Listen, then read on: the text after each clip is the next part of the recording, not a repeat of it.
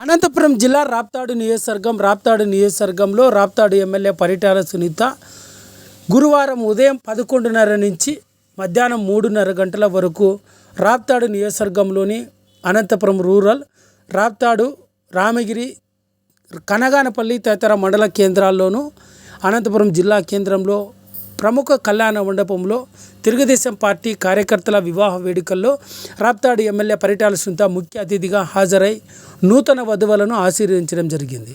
అదేవిధంగా వివాహ వేడుకల్లో ఉన్న రాప్తాడు నియోజకవర్గానికి చెందిన తెలుగుదేశం పార్టీ నేతలను కూడా పలకరించి వారి యోగక్షేమాలను కూడా అడిగి తెలుసుకున్నారు రాప్తాడు ఎమ్మెల్యే పరిటాల సునీత.